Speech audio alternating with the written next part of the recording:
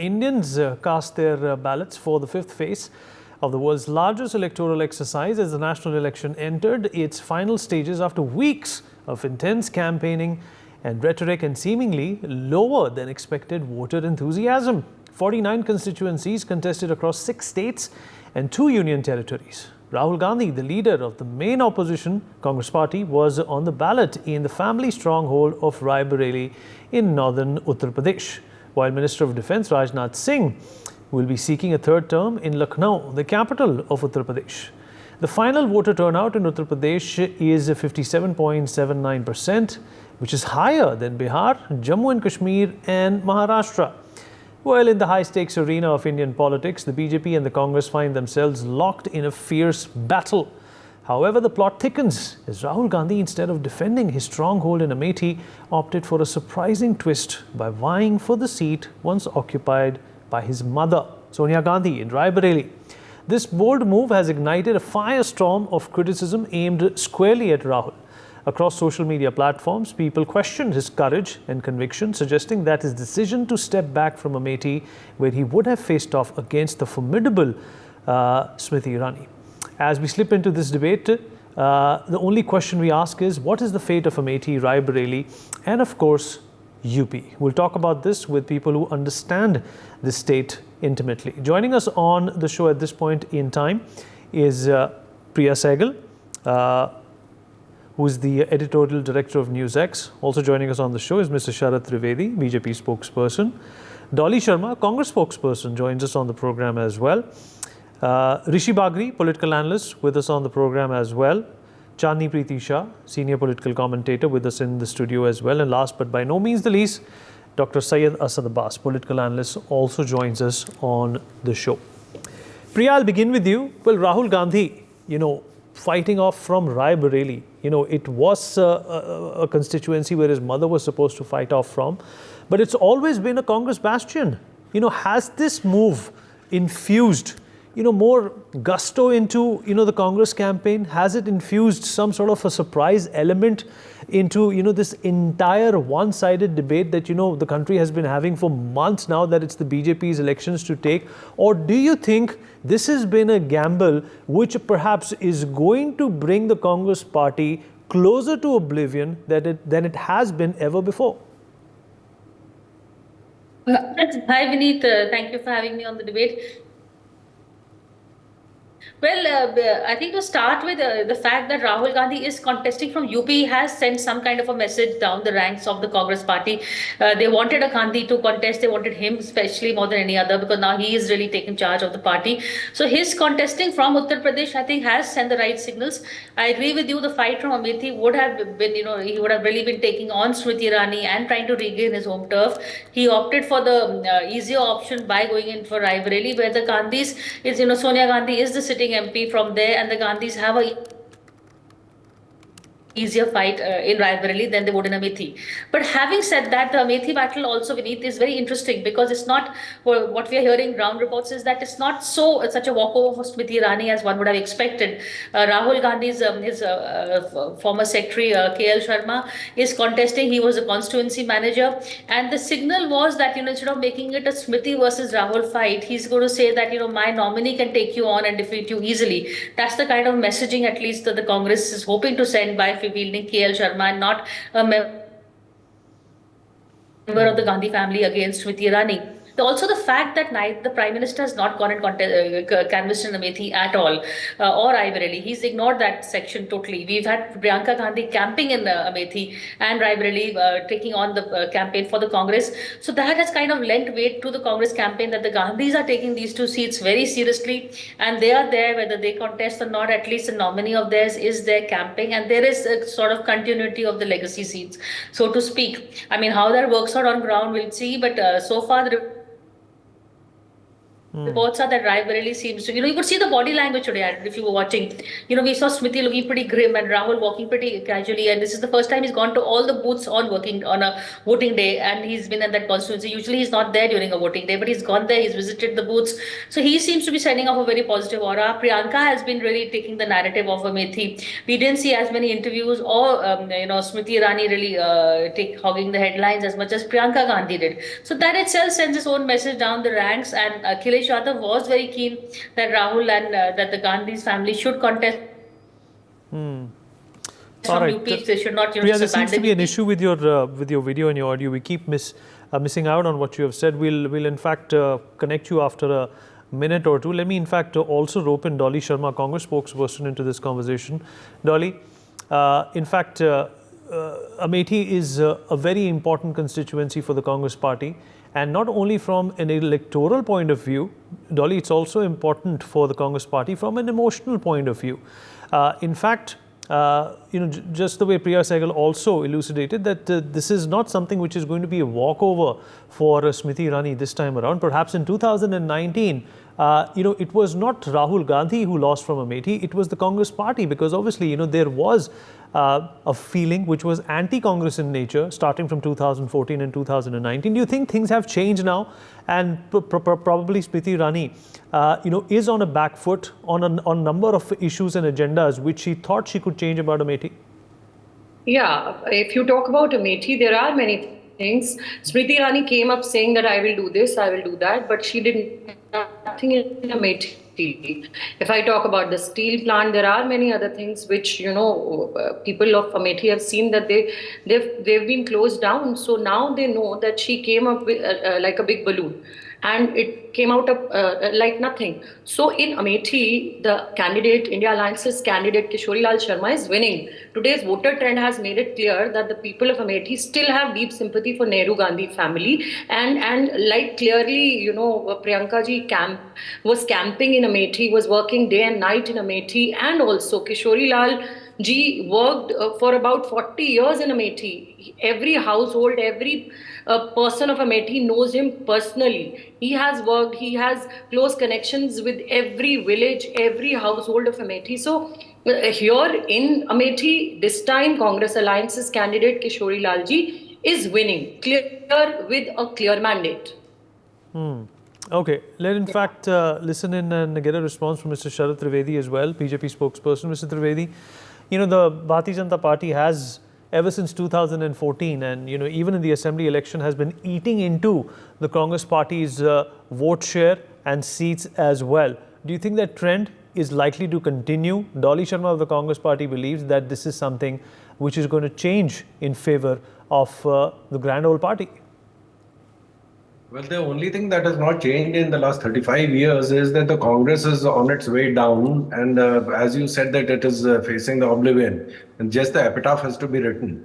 Frankly, I personally don't understand why Rahul ji shifted from Amethi to Raebareli, because Raebareli being the constituency of Srimati Sonia Gandhi, she said that she realized, because she is a person who knows who is the feel of the ground situation, she realized the situation in Raebareli and she took the Rajya Sabha route. Now Rahul ji, he shifted from Amethi to Wayanad. And now when he's found, because the things were getting too hot for him in Amethi, so he shifted to Wayanad. Now when he realized that he's going to lose in Wayanad, then he comes back to Raebareli. When Raebareli was such a winning seat, then Sonia ji herself should have fought from there. And the second thing is, then when Mr. K.L. Sharma, being the manager of the constituency for Mr. Rahul Gandhi, when a member of the royal family fought and lost there, with Mr. K.L. Sharma just playing the back-end role. So how is he going to make a better deal in Amethi when the member of the royal family is fighting from another constituency?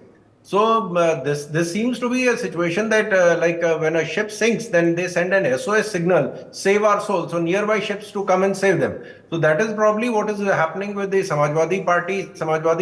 Because Akhilesh was not prepared to fight from Kannauj when his party constituents from Kannauj said that we can't save the situation, you please come and help us. So he came to Kannauj as a last minute change. And the same thing happened with Mr. Rahul Gandhi when he realized that he first had a temple run, now he is running between constituencies. So the things in either of the places, both Raebareli and Amethi, do not look like things are going to change for the better. In fact, along with Amethi, probably he is going to lose Raebareli also.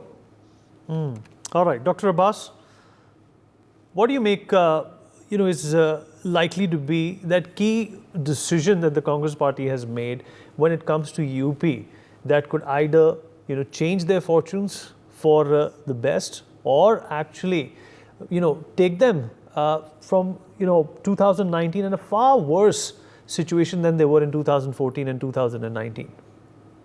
Well, as a viewer and also somebody who loves to watch politics playing out, I certainly would love to see a battle between Smriti Irani ji and Rahul Gandhi, undoubtedly. I truly believe that Rahul Gandhi ji must and should have contested from Amethi, knowing the last time that he lost. It would have been absolutely fantastic to see him giving a very fighting finish to the end, and the June 4th would see the declared results. But as per what I hear from the Congress party is that, one of the spokesperson on another channel previously had told that this is turning out to be a masterstroke for them, because why use the king when you can beat with a pawn? Apparently, they reduced KL Sharma, Kishori Lal Sharma, to a pawn and not having a Rahul Gandhi there. But nevertheless, I truly believe as a viewer and also a well-wisher of the Congress party, Rahul Gandhi, knowing his popularity and his might with the Congress party, must and should have contested Amethi seat and not the Raebareli. As a matter of fact, I would certainly take a step ahead and say that a Priyanka Gandhi would have taken the mantle from Sonia Gandhi at Raebareli. Also, as a matter of fact, if you see the voter turnout, Vineet Saab, it has turned out to be 55.8% till about 5 p.m. today in the 14 constituencies. We saw the highest voter turnout at Barabanki, which is great. It's a good news for the UPites, and also a low voter turnout at Lucknow. So this really makes me question as to how concrete has Rajnath Singh ji's campaign been. But nevertheless, I also agree with analyst Prashant Kishore when he spoke that Sonia Gandhi ji should have gone out and done more rallies, campaigns, election, and why Varanasi is not even touched upon. I know that, it would be, for now, it seems like nobody can decimate the power hand what Modi ji has. But then, keeping your vote percentage in mind, your vote share in mind, it is important to even challenge the might of Modi ji or Rajnath Singh or the other strong leaders. Also, a big question to Trivedi Sahab, the Bharatiya Janata Party spokesperson, respected sir. In fact, Uttar Pradesh has been a strong point, sir. They say UP jiska, Bharat uska. Uttar Pradesh, largely the highest number of parliamentary constituencies in Uttar Pradesh, even after the delimitation. My simple question, sir, would be, we do understand that winnability and winning is important. Didn't you have any other better candidate than a Karan Brijbhushan Sharan Singh that you had to give it to somebody who's been charge-sheeted against assault against women? Because your party believes Beti Pachao, Beti Padhao, and so on and so forth.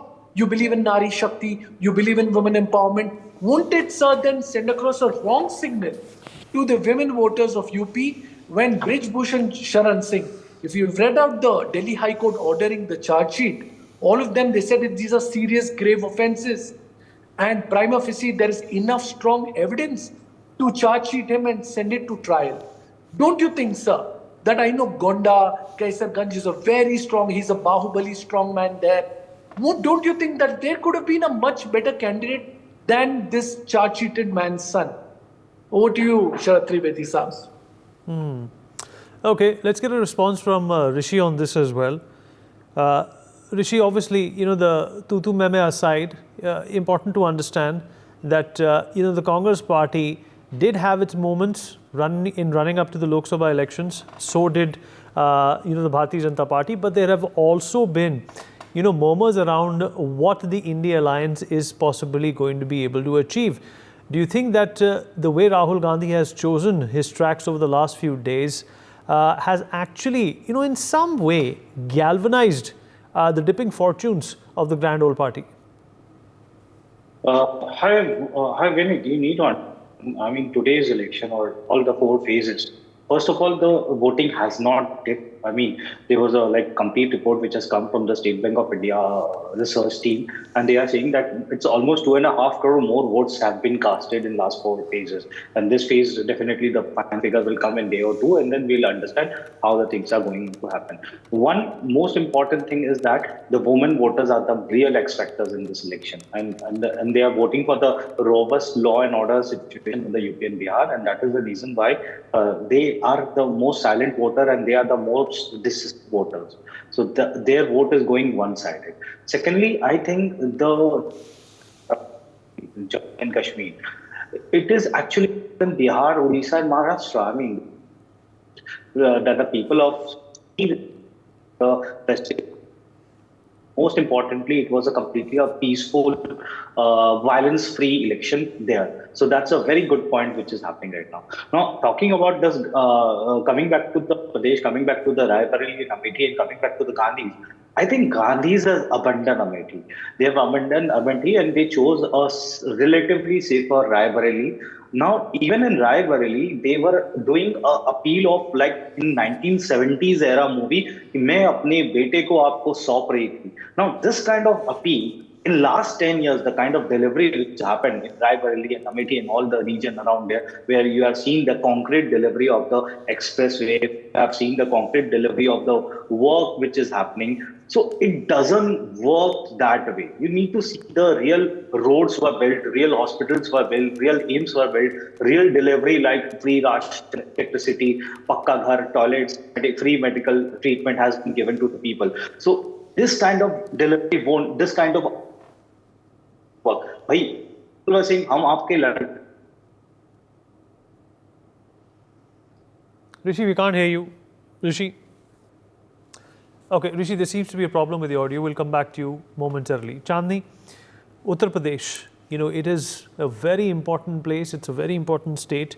Do you think that the Congress party, undermined its own effectiveness when it comes to how the voter will perceive them in Uttar Pradesh? There are a lot of competitors there. You have the BSP and the SP who have their own agendas, who have their own loyalty basis. But the fact of the matter is there was a point in this discourse when the Congress party could have capitalized it and taken away or snatched away a number of these loyalty factors away from these parties, but they failed to, and now it's advantage BJP. I guess it has always been advantages to BJP since the last two elections, because there was a time when majority of the Uttar Pradesh was either a bastion of Congress or was a bastion of Samajwadi Party or the Bahujan Samaj Party. It was always the Mulayam Singh Yadav or Didi whose government was being formed. But as you said, that Congress could have captured those seats, but of course they were into an alliance to defeat Narendra Modi, so they decided to play a safer game on that context. Being said that, now when you come to say Raebareli, and why did Rahul Gandhi go to Raebareli and not to Amethi? I think the shame that came to the Gandhi family when Rahul Gandhi was defeated by Smriti Irani, even though by whatever margins, that was really shameful for the Gandhi family. Now Raebareli being the bastion of the Gandhi family, out of 2017 Lok Sabha elections have been won by the by the Congress over there. But still, a very important question that lingers over here is that while Rahul Gandhi was contesting from Wayanad, why didn't he, declare that he would be contesting from another constituency as well? And why was Priyanka Gandhi, who has been named a lot of times by a lot of many, spokesperson who have been on your show and on other shows as well, they have been constantly praising Priyanka Priyanka Gandhi. We have actually seen Priyanka Gandhi go to Raebareli. I do not remember, in any news covering, Rahul Gandhi visiting Raebareli, but it was Priyanka Gandhi who has definitely visited Raebareli. So why wasn't she made the candidate in Raebareli, and why was Rahul Gandhi not made a candidate? And if they were so confident, why was he not, made to contest from Amethi? So these are a few questions that still comes to my mind when it comes to the election of UP. But nevertheless, being said that, it will be very important to know that if hypothetically Rahul Gandhi wins the Wayanad constituency and the Raebareli constituency, which constituency would he throw under the bus, given that he has said this in the year 2021 that the people of Wayanad are more politically intelligent than the people in the North Belt, especially in the people in the Uttar Pradesh state. So this would be very interesting turn of events on June 4 to us to watch. Right, Priya, regardless of what happens in Raebareli or whatever happens in Amethi, and regardless of what we get to know, of the Congress party and how the results fare out for them, what do you think, are the key takeaways for the Congress party in the run-up to these elections? What do you think they've been able to accumulate as currency that they can use, in the next election, perhaps in 2029? Well, Vineet, first of all, I would see that the Congress is hopeful of the increasing their seat share. If they can, they are of course very optimistic and are looking at 3 digits. But even if they manage to double get it to 90s, anything from 70 to 90, I think that would be a huge jump given the track record of the earlier elections. Secondly, Rahul Gandhi himself, he has in the sense post Bharat Jodo Yatra, the Congress has taken the lead in terms of the opposition alliance. We also have Sharad Pawar saying that regional parties should merge with the Congress. So in that sense, the Congress is trying to regain its stance as the main opposition party, and it has, Rahul Gandhi has taken in terms of leadership. It is he who is leading the narrative. It was the Congress manifesto. In fact, has been a very good document. They've been talking about the constitution. The Congress and the opposition has been leading the narrative with the BJP forced to react, whether it was the constitution or the reservations or any of the issues. It has been in the absence of a wave, in the absence of one strong narrative coming from the BJP, it is the opposition and Rahul Gandhi who have been really giving the narrative. In terms of crowds, you saw the rally in Phulpur where Akhilesh and Rahul Gandhi, whatever the BJP may say, they are getting the crowds. Whether they have the cadre and the discipline to convert the crowds into votes is another story. Because I've seen that happen earlier also when Rahul didn't really fail to get to make a mark. But having, but in compared to the earlier elections, the Congress is making its presence felt in UP. They are getting the crowds. They've also, decided, they've shown to the allies that we can let our ego go down in terms of the bigger battle. They've become the junior partner in Bihar, in UP, in Maharashtra, let other regional parties take on the fight. So in that sense, they've also shown that we are not the big brother that we were earlier. So a lot of gains for the Congress personally and for the opposition also. Whether they win or lose, at least they've given a very good fight. It's not a walkover as we thought at the beginning of the elections. There is a fight on. The game is definitely on in a lot of states. And I think no one in the BJP is also talking about 400 par anymore. So clearly the opposition can say that the BJP, its time is up, whether the time is up in this election or the next election. But certain kind of warning bells are being sounded by the opposition. So in that sense, we used to say, is the opposition dead or alive? Well, the opposition is still very much alive. Okay, all right. Mrs. Sharad Trivedi, though we've run out of time, interesting point that was made by Priya Sehgal. I thought I definitely want a response from you. A quick response. She said that nobody is really talking about Ab Ki Baat 400 Bar anymore. The Prime Minister has spoken about it multiple times in the recent interviews that he's given, throughout media corridors. What do you feel about that? I can assure you one thing that in more than 400 seats, what the opposition is braying about कि संविधान की हत्या हो जाएगी and EVM machine खराब हो जाएंगे, that is for sure. Now, for 35 years, Congress is out of Uttar Pradesh. Samajwadi Party has not won a single election post 2012. Things are going to remain. Nothing is going to change in this election. The state is not going to change, and the union, the government is going to only come back with a higher majority. That's all. Nothing else is going to change. The things we are heading for to be the third largest economy in the world, and that's for sure. All right, on that note, we're going to dip into a short break. Would like to thank everyone who were part of this conversation. For more such videos, subscribe to the NewsX YouTube channel, hit the bell icon.